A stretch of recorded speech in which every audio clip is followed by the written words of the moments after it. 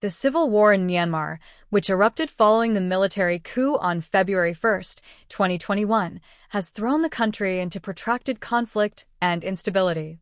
The coup, led by the Myanmar military, or Tatmadaw, deposed the democratically elected government of Aung San Suu Kyi's National League for Democracy, NLD, under the pretext of alleged election fraud in the November 2020 elections. The NLD had secured a landslide victory, and the military's abrupt seizure of power prompted widespread domestic protests, civil disobedience movements, and international condemnation.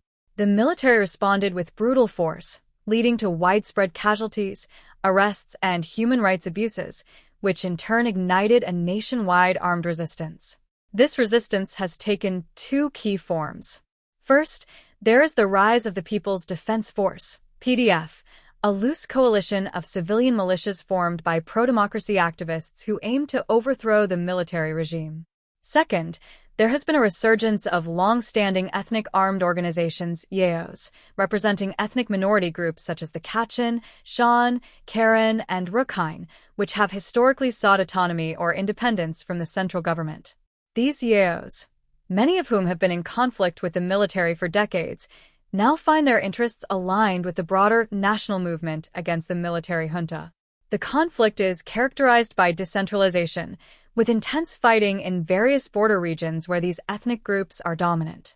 The civil war has led to widespread displacement, with over 1 million people internally displaced and thousands more fleeing to neighboring countries, including India, Thailand, and Bangladesh. The economy of Myanmar has been devastated, with significant drops in foreign investment, tourism, and trade.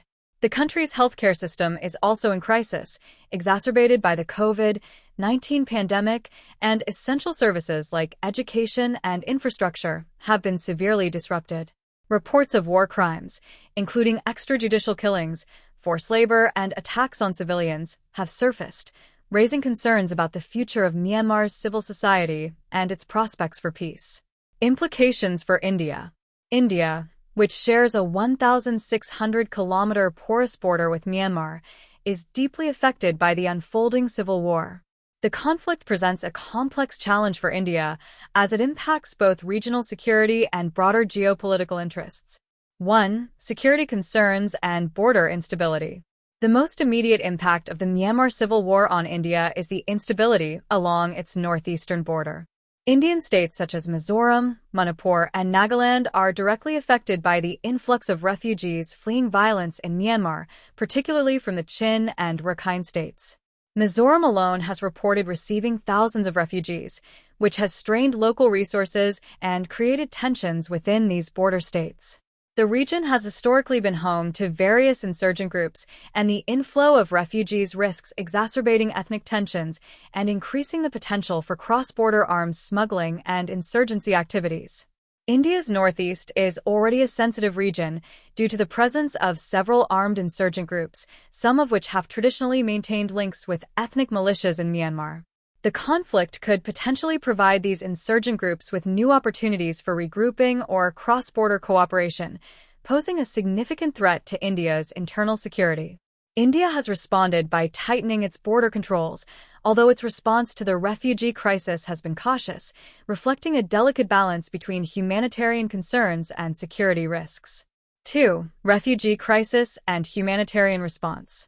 While India has allowed some refugees to cross into its borders, it has refrained from adopting a formal policy on refugee acceptance due to security and diplomatic concerns. The government has limited its aid to essential supplies and local assistance, without offering permanent refuge to the displaced.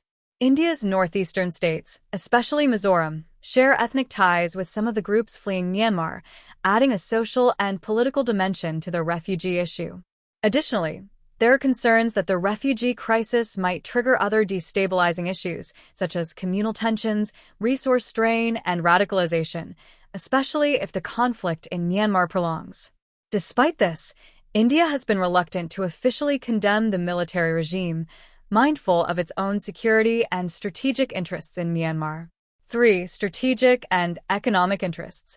Geopolitically, Myanmar is crucial to India's Act East policy, which seeks to strengthen economic and strategic ties with Southeast Asia. Myanmar serves as a land bridge between India and Southeast Asia, and the ongoing civil war has jeopardized several key projects designed to boost regional connectivity and trade. Among these are the India-Myanmar-Thailand Trilateral Highway and the Caledon Multimodal Transit Transport Project, both of which are critical for facilitating trade between India's northeastern states and Southeast Asia. The instability in Myanmar has resulted in significant delays and uncertainty surrounding these projects, hindering India's broader economic integration with the region. Furthermore, the civil war has given China an opportunity to expand its influence in Myanmar. While China has officially maintained a neutral stance, it has engaged with the military junta to protect its economic investments in the country, particularly under the Belt and Road Initiative, BRI. This increasing Chinese footprint in Myanmar poses a challenge to India's influence in the region, as Myanmar is a strategic buffer between India and China. India's cautious approach to Myanmar's internal conflict reflects a desire to counter China's influence without completely alienating the military junta, which remains in power. 4. Regional security and counterterrorism. The civil war has also heightened the risk of Myanmar becoming a haven for transnational crime, including drug trafficking, arms smuggling, and human trafficking. Myanmar is a major producer of synthetic drugs, particularly methamphetamines, and the breakdown of law and order has allowed criminal networks to expand their operations. This poses a direct threat to India, as much of this illegal drug trade flows through India's northeastern states. Increased drug trafficking could lead to a surge in addiction, violence, and organized crime in the region, further complicating security dynamics. Additionally, the possibility of radicalization is a growing concern, as prolonged conflict could push disenfranchised groups towards extremism. This is particularly concerning given the historical presence of insurgent and militant groups along the Indo-Myanmar border. 5. Diplomatic tightrope. India has had to walk a diplomatic tightrope in its handling of the Myanmar crisis. On one hand, it maintains close military and economic ties with Myanmar's junta to ensure cooperation on border security and counterinsurgency operations. On the other hand, India's democratic principles align with the pro-democracy movement in Myanmar, and it has historically supported democratic transitions in its neighborhood.